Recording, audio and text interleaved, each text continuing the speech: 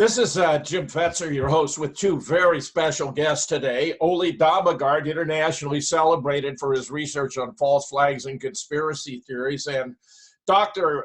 Katherine Horton, who has entered my pantheon of whistleblowers as international heroes on an order with Edward Snowden and Julian Assange. Katherine, I feel that way about you. It was Ole who introduced me to Katherine, who made me the most targeted electronic individual in the world today. Absolutely stunning stuff. Ole, let me begin with you before we turn to Katherine's absolutely stunning case about some recent developments you've had to deal with, including messing with your persona, giving false representations and so forth. Give us a brief sketch.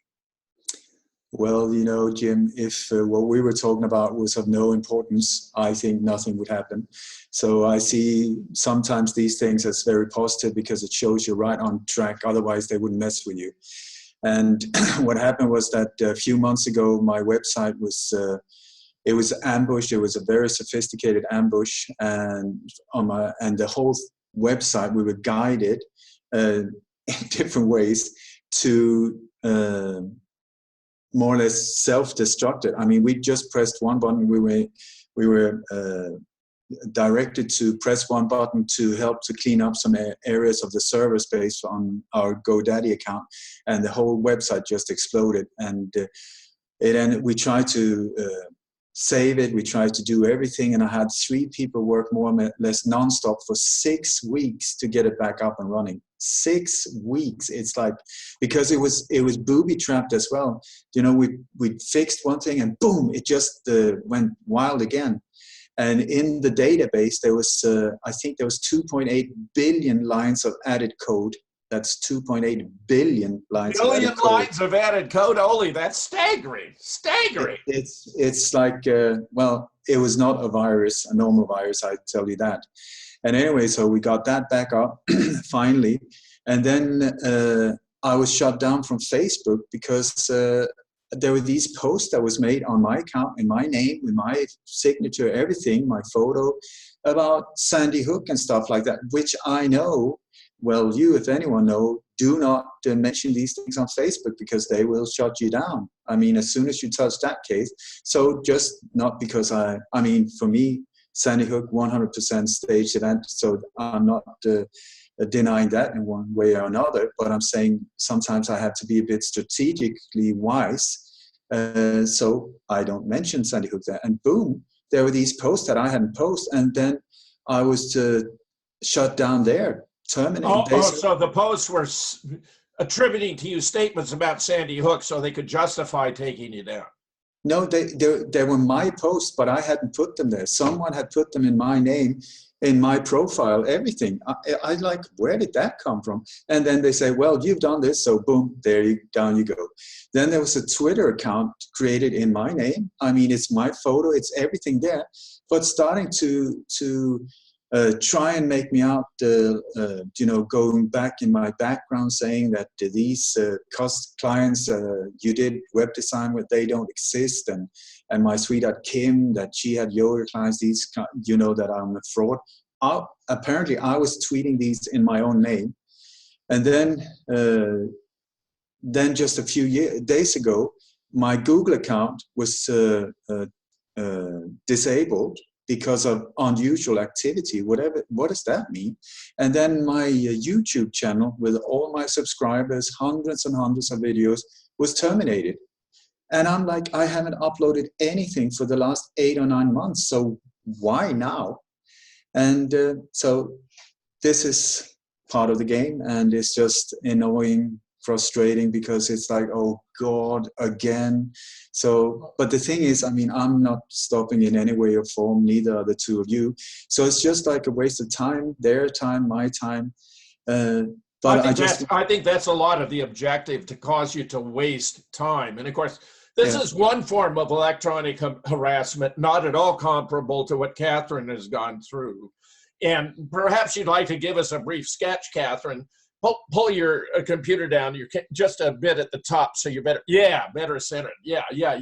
Why don't you give us a sketch? When did you first discover that you'd been massively chipped?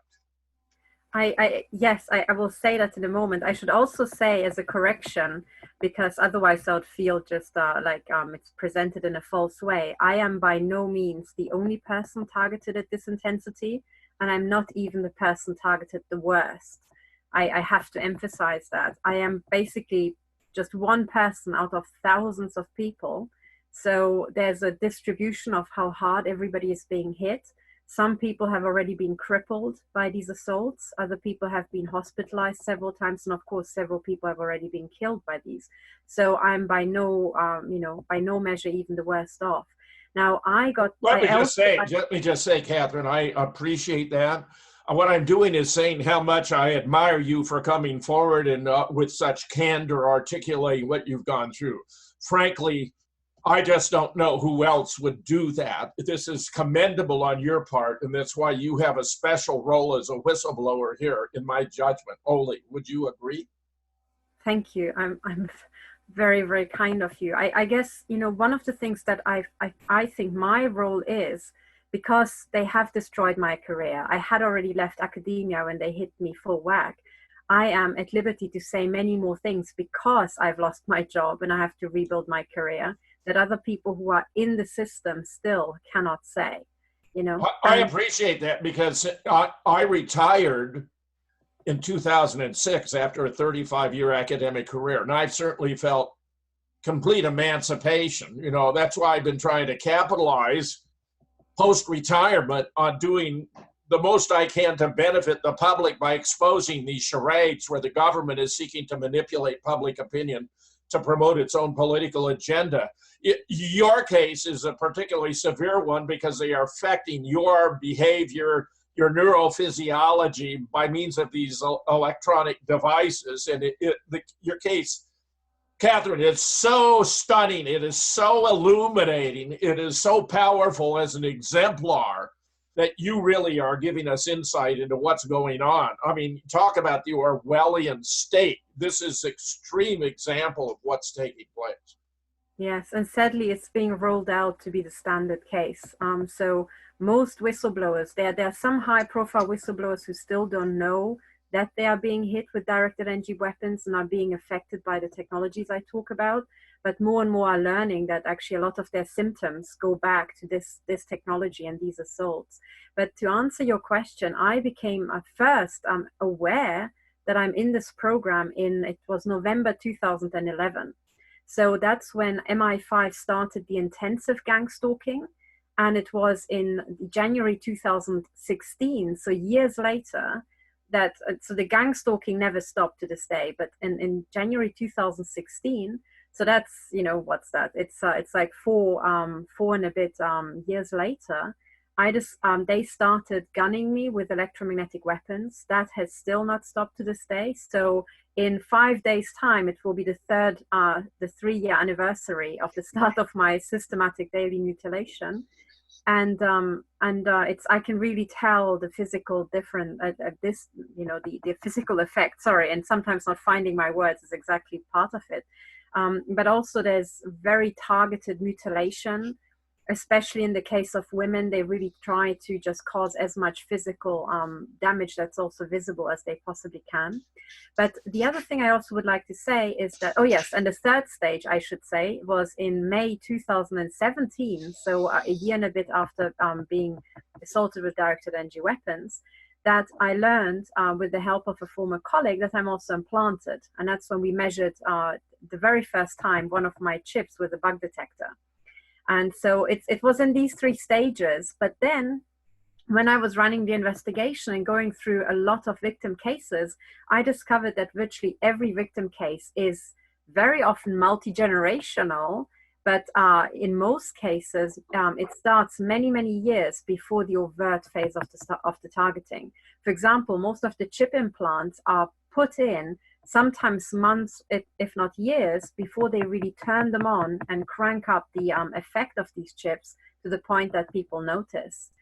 So I think the reality is that in the 1990s, when Intel called it the decade of the brain, that's when they were chipping most of us, at high intensity. So we had these chips in us something like 20 to 30 years already. I think that's the shocking. You believe you have had chips in you for 20 to 30 years? Yes, I have Really? reasons to believe that MI5 put the first chips in me in the year 2000 when I went to Oxford as an undergraduate. And that's because by the end of my first year, I displayed signs of the effect of neurotechnology, which is most of the time working with chips. So for example, I would wake up, several days in a row, exactly the moment, without an alarm clock, exactly the precise second or minute when I said the night before that I have to get up. So in other words, somebody either pulsed me or just triggered me awake. But now these days, my entire sleep cycle is complete remote controlled. So I have no control over that. Katherine, have you used a bug detector to try to determine how many chips you have been implanted with? Yes, I did, and just for interest, because I know that there are many people who are watching your channel and might be wondering that they might be implanted too. May I just share my screen and Please do. Go right ahead. Yes, point indeed. people to where they can find exactly these sort of measurements, and I should upload also others where other people measured themselves. So the way to do that is here. So this is just YouTube, and if people type stop 007, they should get to my channel. And there is a video here. If people scroll down, I called it down here, Nazi implant detection. It's a playlist of 8 videos in total, and people can just list it. And what I do is I use this bug detector here, and I systematically scan my head, my shoulders, my legs, my ears, the back of my head, and so on. And there are all these different, videos. The one at the bottom is after Swiss Intel implanted my navel. I woke up and I saw a surgery scar on my navel, and a few days later they turned on the chip, and I could feel it. And this is the measurement of that. The one before is measuring electronic rape, actually. And sadly, this is one of those things where VIPs will never ever talk about this publicly. But I know from talking and being consulted by them that most people are affected by this. But it's an electromagnetic signal interfacing with chips, and it's a very specific signal as far as I can make out, and that can be measured as well. So there's here's the list of what it looks like if people measure themselves. And if they go to my website called stop007.org, they can find the device that I'm using to measure myself here under equipment and detection. And here's an entire list of all the gadgets that I'm using with photographs of what they look like. And if they search for bug detector, they can find the device I'm using. And it's 170 euros, this thing. And it's so far the best one. There are probably also cheaper ones that people can use, but this is the one I'm using. And there's also a list of 5 points listed here and explained that people should watch out for. And then one last thing, I think last time we mentioned the eye implants, and there's a link here under UV torch. If people see hallucinations or odd things, the first thing they should do is buy themselves, a very cheap, dirt cheap ultraviolet lamp and shine it on their eyes. So this is the story. I've measured all my chips, but I also would like to say in response to Ole that what he's describing is of course, state level hacking. This is kind of what GCHQ and NSA do for a living. But their tools, the tool set that has been published by Edward Snowden, as far as I'm aware, has now been released to all of their gang stalkers and all of their, many minions in all of our villages and communities, and other people can use the very same tools. So I think you're dealing with NSA grade tools used by your handlers, so your team that is in charge of taking you down personally. And just to show you how how prevalent it is. Sorry, I don't want to plug this specifically, but it is quite important. Also on my website, I just would like to show you, what else to expect. Sorry, let me just share my screen again. Sorry. Everything that Ole described, people can find here. If they go to my website, the very first link is the affidavit form. Right. And if you scroll down here, you will find the viewing only, the PDF format of this. And this section, pretty much, so here's the index. This is all the things that are being done to victims of the intelligence agencies as a standard operating procedure. Okay, so it means that the vast majority of people will be exposed to very, very many of these. So this would include, for example, intrusive surveillance, neighborhood terror campaigns, and so on, right? Dr. Ronnie Kilder reported that, for example, both of these. Some people, you know, their landlords turn on them and so on and so on. But then if you scroll down, I've got an entire section on computers and telecom hacking. And if you search this document for hacking, you will find, you know, what's also very common is that sat-navs and dash cams are taken over and remote controlled. So people are literally taken on a different path that through town that Intel's controlling. But then also here in the section 12 under computers and telecommunication, you have the entire list of the things that are being done to victims.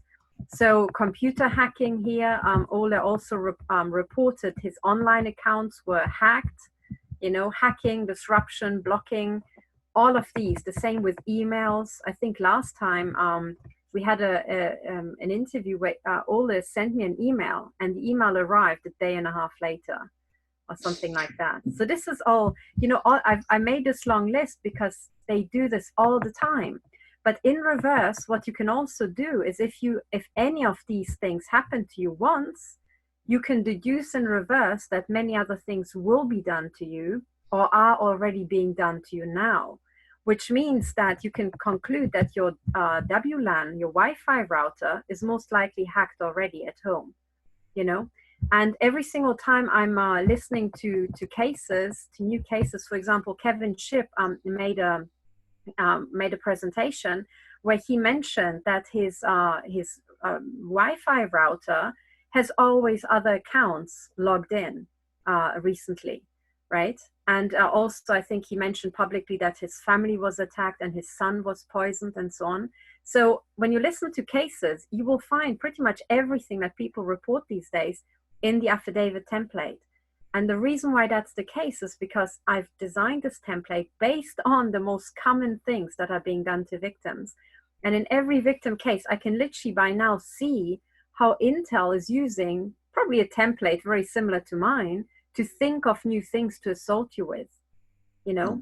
So my goal now is every single time I hear a report like that, for example, Ole, I will just take you as an example. I would go to a victim like that and I would say, please, would you be willing to take the time to just fill out the tick box survey of all the things that have already been done to you?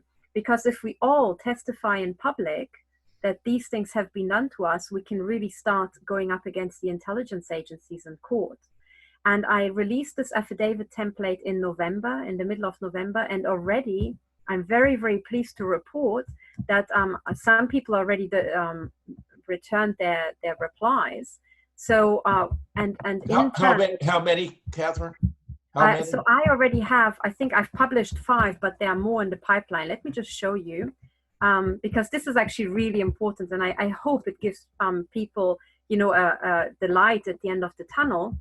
So the first thing was the template itself. The second thing are the returned affidavits, and they are here already 4. A 5th one I'm going to upload later on today or tomorrow, but there are more and more coming. These are the 5 people that have been fastest. And when you click on these affidavits, it's completely anonymous. I stripped the front and the back, and then you can just see how many things people have ticked. So they would suffer intrusive surveillance, neighborhood terror campaigns. Their landlords would be involved in their targeting. They would have stalking, their, you know, interference with their vehicles and driving, crimes as they are traveling abroad, you know, computers and hacking. This is a typical victim case. But also what's typical is that your marriage and your partnership would be sabotaged. You know, your children would be assaulted as well. You would be forced to relocate. I mean, just look at the list of things, right? And can I just say one thing?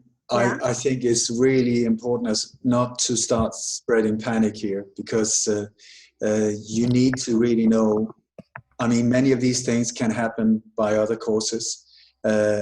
and so on. So every single individual who goes through this have to really start to check out instead of going into absolute, oh my God, freak mode.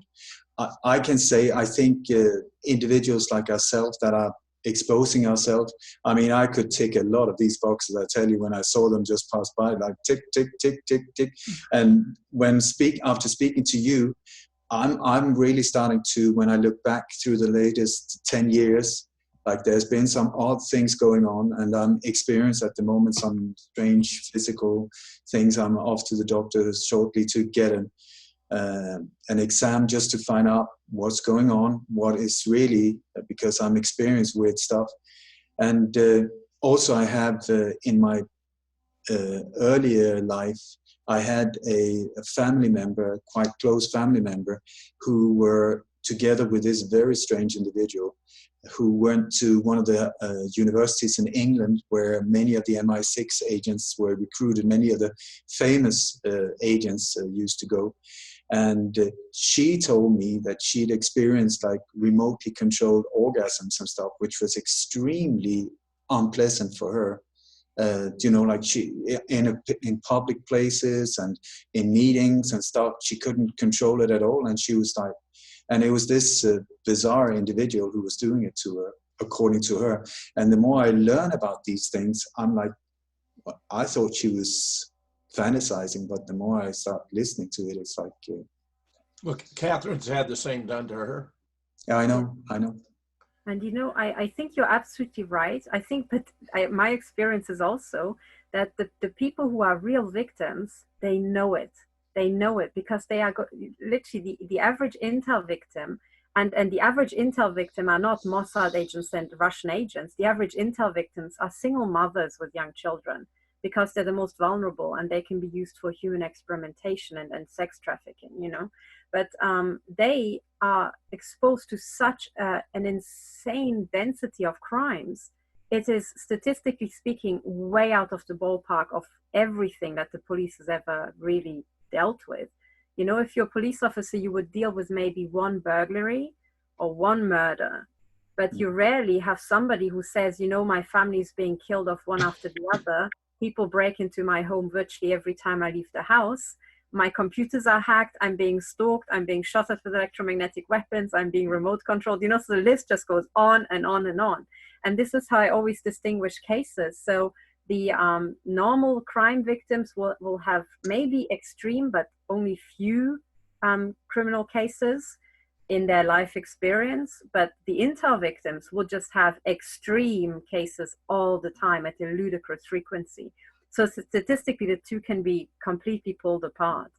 But what's also, sorry, what's also... No, I just want to say also that regarding this thing you said about website hacking, and I mean, this payment thing, that's a constant thing. Things are changed in the code. I mean, you cannot do that, but the code is changed. Somebody is going into the PayPal accounts and other stuff and just changing the coding so the buttons doesn't work.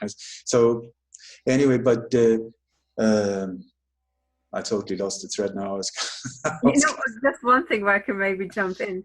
It's so important, Ole, when you go through and when your IT people uncover these, please take a screenshot and please always ask them to make a written report, you know, because I tell you, every single one of those you can convert into real cash damages because it's a loss of income.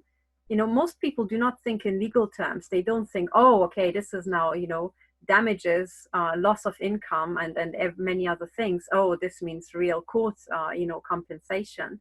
But we are now at the stage, we know who is doing it. We know it exactly. We just have to compile the evidence and hit the courts, all of us together, and corroborating each other's evidence, you know. You know, what I wanted to say was that before the website was destroyed a month ago, when we installed it to start with, we updated a whole new website about a year ago. And after a few weeks, I was going through with my webmaster the incoming traffic, and he said, I'm not so interested, but he said, do you want to see, we got on WordPress, you can see the visitors, you can see where they come from, the IP addresses, and so, I mean, like spyware, but it's built into WordPress. So I said, okay, fine, if you want to show me. And we just went through it, and there were like at least three extreme peaks of the visitors, and so I was like, what's going on with those ones? So we checked these 3 ones out. Maybe there was more, but there were these three. And so since the IP address was there and you can click on it, you can Google map them, one of them went straight to Kungsholmen in Stockholm. That is the police house and also the headquarters of the Swedish secret police, Säpo. Okay, the next one was the exact spot by the Thames River in London where the MI6 headquarters is. And the third one was NSA in the US. So it's like, it's not being paranoid to just see that, okay, they are doing things or they're visiting quite often, to say the least. And I also think, I mean, it's so easy for them to come anonymous. Like when the attacks went on, when we started trying to track the attacks, because once we tried to get the website up, as soon as we just stuck our head up, boom, we were totally demolished because there was incoming fire from all over the place, digital fire, so to speak. And so we couldn't track that because they came from all different directions. But before that, it was very clear that there were all of these hits there. And I think they could have hidden it very easily, but I think it's intimidation. I think they're showing, we are watching you, so you just better back off. I think that's what the message is. Exactly. Yeah, their arrogance is intended to convey their omnipotence, that they have virtually complete control and there's not a damn thing you can do about it. Which is why I think Katherine's efforts to expose this are so extraordinarily important.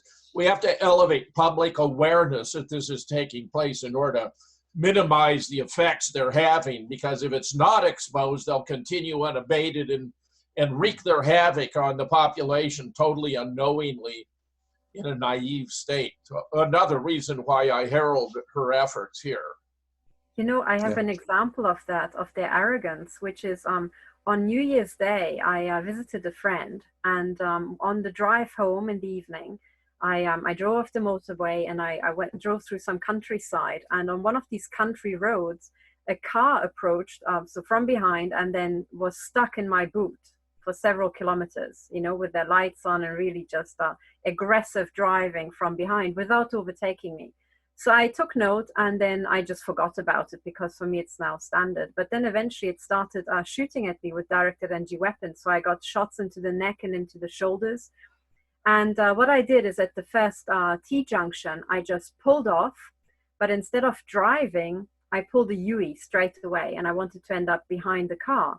And as soon as I pulled the UE, I discovered that the car had actually stopped on the road, in the middle of the road. No one was getting out, no one was getting in the middle of a, fast road.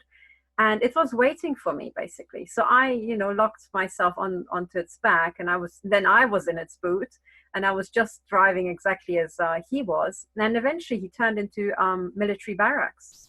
So I pulled my car around and I went there, and I think they just assumed it's going to be a power play. And what I did is I went straight in, I went to the porters, I, told them about directed energy weapon attacks. I also said, look, I'm a criminal investigator, I'm preparing court cases. I was just shot at with directed energy weapons. And you should have seen the reaction. I think they never expected that a little woman would just traipse straight into the military barracks and go, oi, who of you did that? So I was just, I said, look, I need to talk to somebody. I need to find out how to report this. So they called out the officer on call. And I told them, look, there's, an actual genocide plan.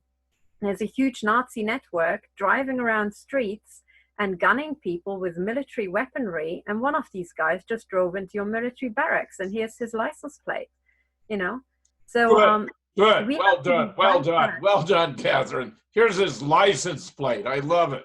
Yeah, here's his license plate. And also I've got a dictaphone. So as soon as incidents happen, I start dictating an incident report. And I kept recording. So I've got the conversation recorded as well.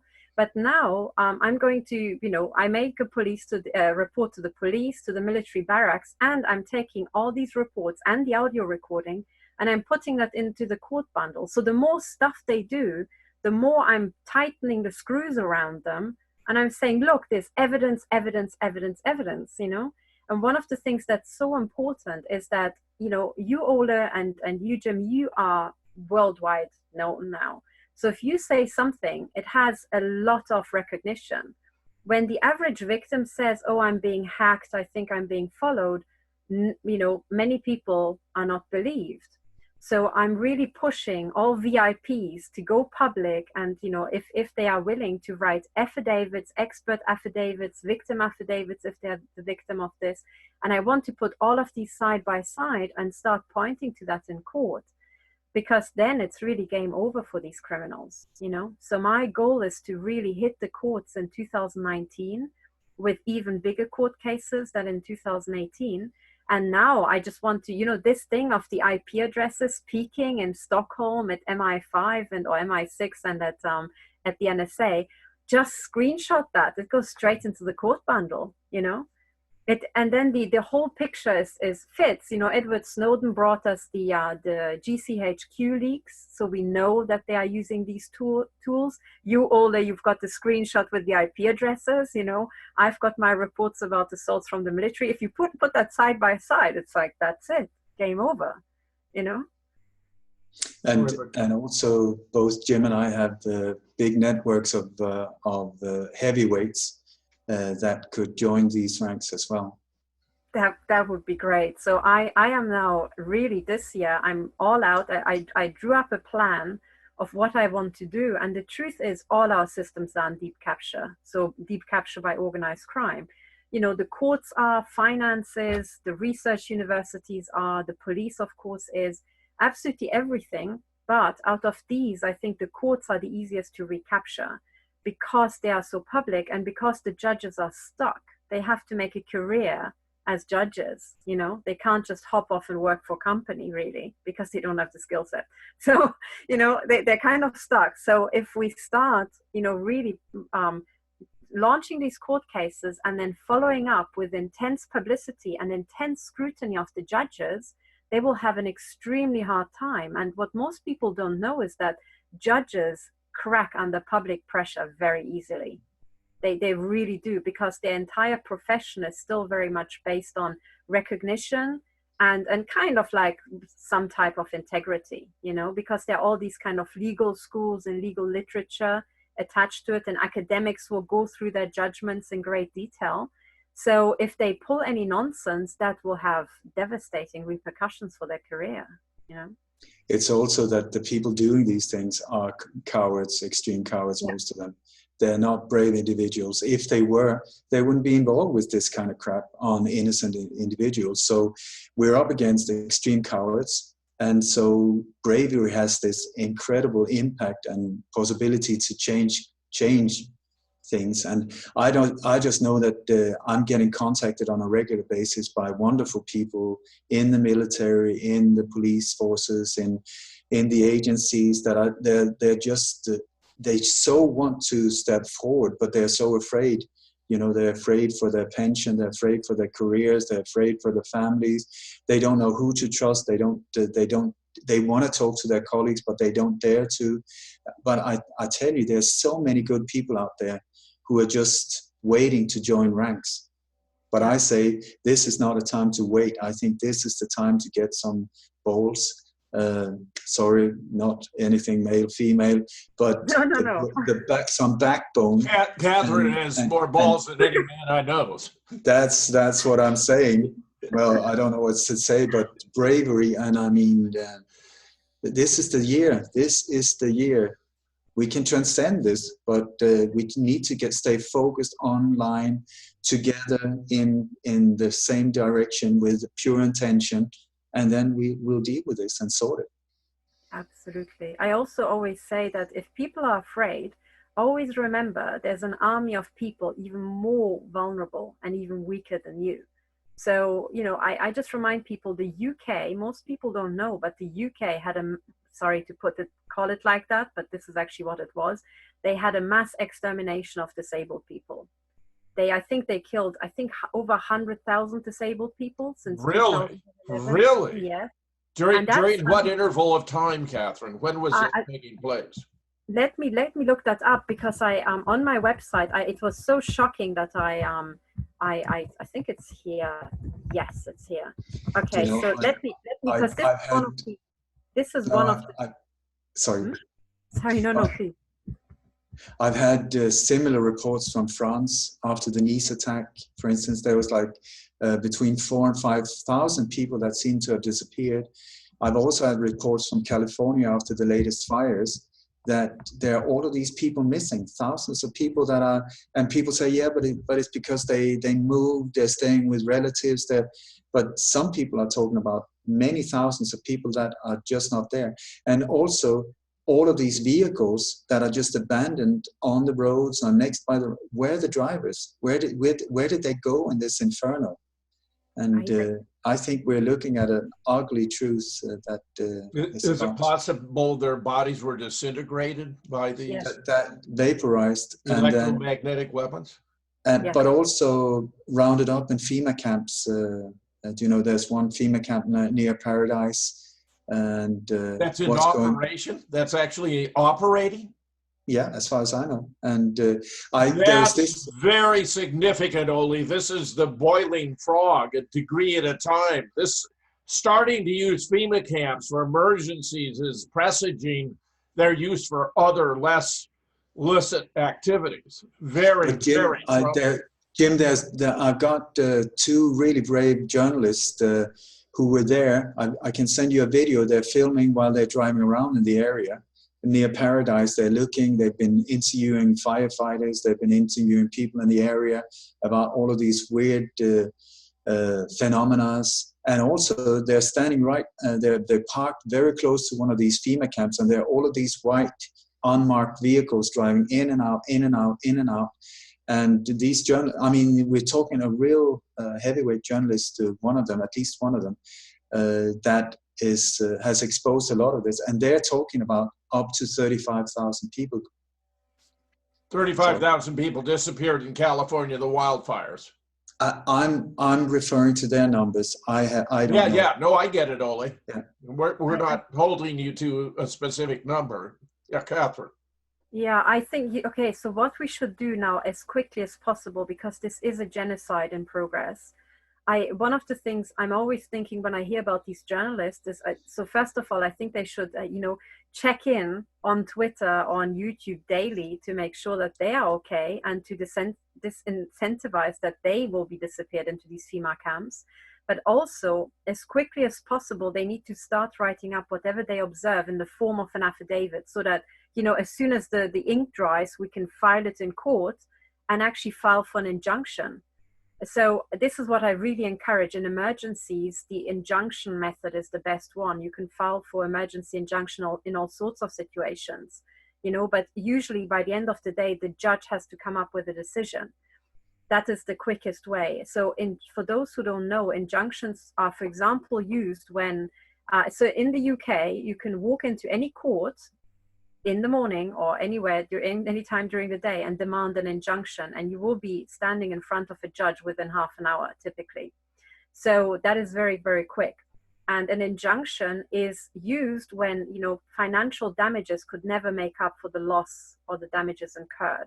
So you really stop the other party from doing something, and if you suspect that something untoward is happening, you can demand, using the force of the court, to be given information. So if we have the feeling that these FEMA camps are conducting a genocide, a secret genocide, and are disappearing people, we should, you Americans should ask for an injunction against that facility. And then you can use the courts to pull out information on them. So what are these white vans doing? Who is going in? Who's coming out? Are these FEMA camps private for-profit organizations? Are they a government-run business? All these sort of things. But the other thing that's very important is to come up with numbers. I think those people in the Californian communities who are left they need to start doing the numbers, which neighbors are missing, who are they, try to track them down, because unfortunately government services are suspended and we are all on our own at the moment, so we have to self-organize. But returning to the already proven economic genocide, I've got the numbers here and I can point to some scientific papers. On my website, I've got this tab, Death Camps and the Global Genocide, where I'm listing a tiny selection of all the genocide methods. But one of them is, hang on, where is it? Genocide of, it should read the genocide of the poor and disabled in the UK. So this is it here, and it's the genocide of the poor.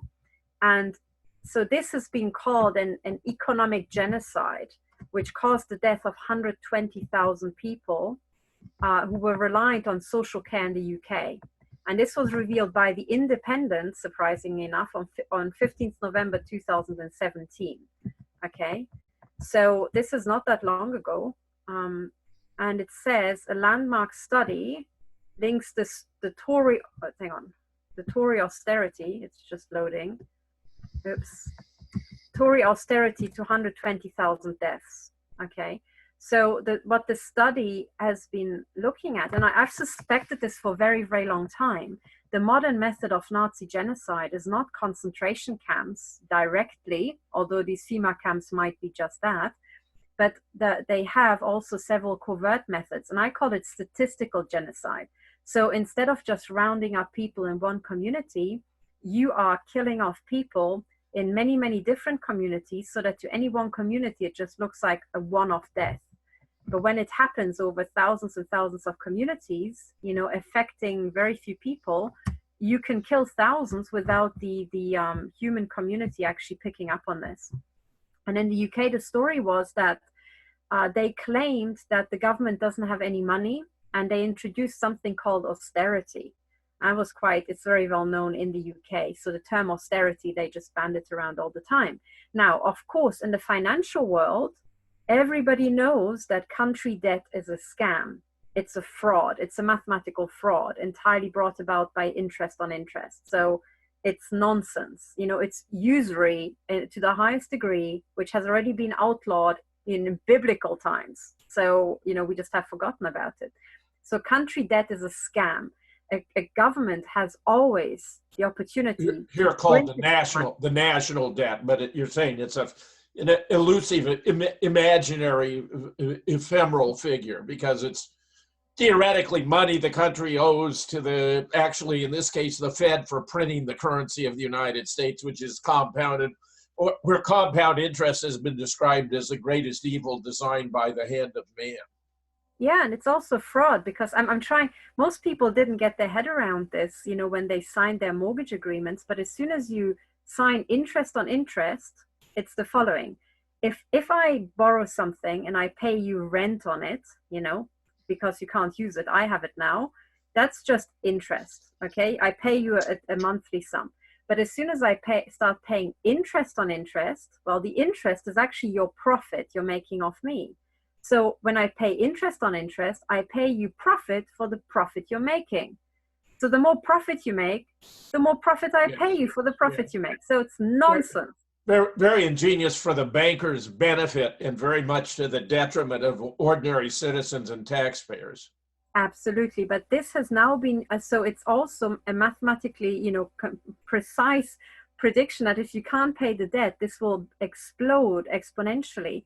And most countries have passed the hockey stick point of their debt. So now their debt is going up exponentially. Yes. At that point, it is mathematical nonsense. Yes. But we are all in this phase, and this has now been used by the UK government to say, oh, we can't pay you disability benefit anymore. And it was horrific, because people who were, either only had, a few months to live or were severely disabled were forced through these really humiliating tests to reapply for the money that was sustaining them, claiming that the government can't pay them. It was horrific. And many people just killed themselves because they couldn't handle this humiliation and the terror of not knowing how they will pay for food and how they will cope on their own. And many people starved to death.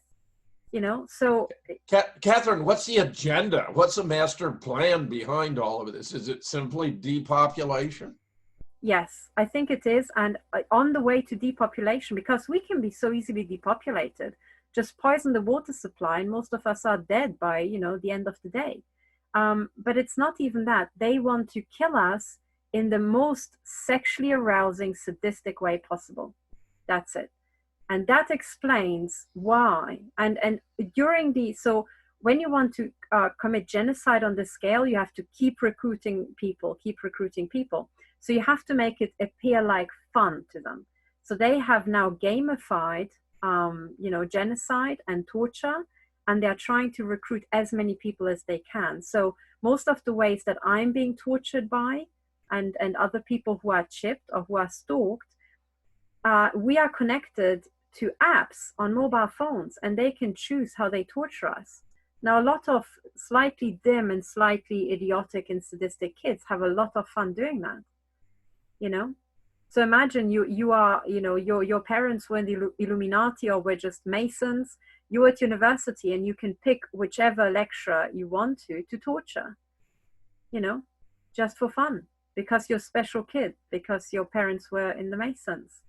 And now we have, as far as I can make out, these two parallel societies, the non-insiders, the non-Masons, and those Masonic families and their offspring, who are insiders, have access to the tech and can do whatever the hell they like and have as much fun as possible, Ole,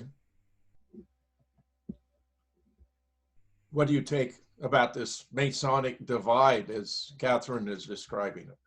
I don't know. I mean, I've seen a lot of horrific stuff along the way, but I just don't want to spread things that I'm not 100% knowledgeable about. On the other hand, in all your research of false flags, you've seen all kinds of Masonic symbolism. I mean, really, it's there, and there are all of these strange rituals going on, and there's all of this also after every single, or not every single, but many of the major big false attacks, staged events. There's this incredible demand for blood donors afterwards. I mean, all over the country. It's hundreds of different places. When there's been attacks here in France or Belgium or whatever, there are all of these campaigns to gather blood. But if you know that the event didn't go down, what do they need all the blood from? And the same with these mass shootings in the US. And then you look at the blood bunkers. I mean, they look like military installations. They look bizarre. What do you think is going on? Just to be speculative, and Ole, remember, look, you have to go through several stages in researching cases like this, including when you have a puzzling situation, speculating about all the alternative possible explanations, and discussing one doesn't mean you're committed to it being true, but that it may be worthy of investigation. I certainly think what Katherine has described here is worthy of investigation. And what we're basically doing is seeing, are there evidential indicators that might tend to support that hypothesis over alternatives? Yeah, okay. In that case, pure speculation. We're dealing with pure evil. That's it. We're dealing with pure evil in all extreme avenues of the bizarre, satanic, horrific, you name it. The deeper you go down this hole, it never ends. It just gets worse and worse, and with kids and trafficking and mass murder, and you name it, it's all there. So it's like, what are we up against? I like to simplify things. I say evil in whatever different forms it comes from, but it's like we're fighting a fight good against evil. But it seems to be evil implemented by government agencies, especially military and high tech, just as Katherine even got the license plate of the vehicle that was attacking her. I mean, this is evil incarnate in a very specific place at a very specific time, being administered by very specific persons. Yeah, but it's like, I think we live in a world where everything is upside down. What is supposed to be good is evil. What is supposed to be bad is good. I mean, I trust Hell's Angels a hell of a lot more than the local police. You know, I'm really scared. Oh, scared, but if I'm ever afraid, it's when crossing. Yeah, it's when crossing borders. You know, when they check my passport, I have nothing to hide. But I'm sort of like, okay, is this the day for the next orange overall? You know, free vacation. You're a prime target, my friend. Yeah, or I'm not. I shouldn't be fearing for myself and my family when crossing a border. It's ridiculous. You know, in this lifetime, I've been equipped with this color skin. I've got a passport that's valid. I haven't done anything criminal, so I shouldn't fear anything. But I do. And then again, no, it's the government, the White House, if you ask me, it's a satanic house. FBI for your protection? I think not. Bribery and intimidation, that's what I call them. CAN, the Central Import Agency for Drugs, Violence. It's an agency for hire to carry out mayhem in the name of greed, their greed, not ours. And you know, these terrorist states like Libya, Syria, Iran, Iraq, I've been more or less in all of these places. I met beautiful people. They love their leaders. And it's most of these countries, very peaceful, very quiet. I mean, and suddenly they're painting out like absolute terrorist states. But when you look at it, who are the real terrorists? Just like Chip Tatum says, it's the US Army. That's the tool of terror. Combined now, I'm so sad to say, with NATO, where my native country, Denmark, has been at war for 17 years against innocent countries. I mean, oh God, that is hard for me to deal with. Denmark, that is known, at least in Europe, you know, as a loving country. There's even small little heart signs on the street signs. It was, when I grew up, it was a beautiful place, and now it's part of brutal rape, murder, killing, and the Danes are just sitting there popping popcorns and doing nothing. Well, we're part of NATO, so what can you do? You can get out. That's what you can do. And Sweden, neutral, thank you so much, are the one manufacturing the most advanced landmines and some of the most advanced weaponry. And Volvo are delivering trucks to war sites all over the place. I mean, wake me up. What is going on? It's upside down. That's what it is.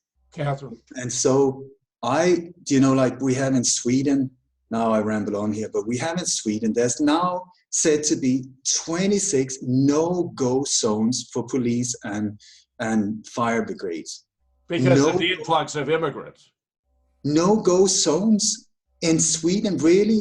I mean, I thought the police were there to risk their life for the benefit of others. So go there if somebody is in need. In a so-called no-go zone, there would be a lot of bad things going down. So you should stay there, you know, build yourself a little office and be there. No, we don't go. But are those no-go zones specifically because of the influx of immigrants who have taken over and they're establishing little independent enclaves where they're committing rapes and assaults willy-nilly and the police are unwilling to enforce the law? That is the official story. But Jim, I promise you, when I go to Sweden and I've got the time, I would love to go to these 26 no-go zones and share a nice pizza with nice immigrants and so on. You know, we're talking propaganda. And also Sweden have just signed an agreement opening the borders for any immigrant. I mean, opening the borders. What does that tell you? Is that for the protection of the nation? Is it the protection of the financial situation? No, it's national suicide. And this has nothing to do with racial this or that or skin color. It is the destruction of a nation. And that is what we're seeing nation by nation by nation. It's like I do interviews from all over many different countries. And sometimes I tell them, I don't speak Polish, I don't speak Slovenian, I don't speak German, I don't speak whatever, but I can tell you what's in your newspapers, even though I've never seen a Polish newspaper, because it's the same. It is the same. It's mass all the problems with immigration. There's mass rape, there's mass murder, all of these beheadings. I don't know if people know how difficult it is to chop a head of someone, but apparently it's getting really easy now because it's all over the place. And there's, I don't know, in Sweden, it's the rape nation of the world. You go there, it's fine. We're talking propaganda. Agenda 21, the New World Order, George Soros financing, and the people, the absolute traitors in governments that are signing these things, opening up for this whole. So let me just ramble on a little bit. No, this is excellent, Ole. You're right, spot on. Okay, we have Sweden. It's a quiet nation, which is being used as a test run for all kinds of crap stuff for the rest of the world. Why have they chosen Sweden? Because the Swede has no backbone. Very, very gentle, very kind people, very much into technology, very afraid of standing up and saying, listen, I do not accept this. The word I, you cannot even say that in Sweden. You don't say, I think this, you say, one thinks this. They've taken that away. If you say, I think this and I will stand up for it, that's really rude now. I'm like, what? It's my opinion. Well, you shouldn't have it. It's like, so they've taken York, which is I, and you say man, which is anyone. It's just like in English, you say, well, you don't like immigrants. Well, I don't know. It's up to me. What do you think? But that's taken away. Anyway, so they're doing all of these test runs in Sweden. It's the nation, the first totally, I mean, it's 98% now digital money. All the cash is gone. I mean, it's unreal. You go there, I'm lost. I don't have the apps, the codes, the this and beep and bop and whatever. You can't use money. The banks, they have negative interest, some banks now. You have to pay them to take your money. And I have a friend in Sweden, a wonderful guy, we call him Johnny Cash, because he is really trying to stand up for cash, because it is freedom. Cash equals freedom. That's the thing people don't get, because once it's digital, the one that controls your chip controls you. If you, Jim Fetzer, are saying things I don't like and I'm in control of it, I can just say, goodbye, Mr. Dr. Fetzer, you're out, boom, off, goodbye. You cannot eat digital currency, or you're not in the system. You are out. You can't, and no one can help you. You know, it's like, it's not good at all. That's the ultimate form of control, and where the bankers rule the world, everything is digitized, no borders, no transactions, no currencies, everything being digitized. They know every expenditure you make, everywhere you go, every effort you make in your entire life. It's absolutely stunning. We're coming to the moment of taking a very brief break. I'm so pleased to have with me today Dr. Katherine Horton and Ole Dammegard. We'll be right back.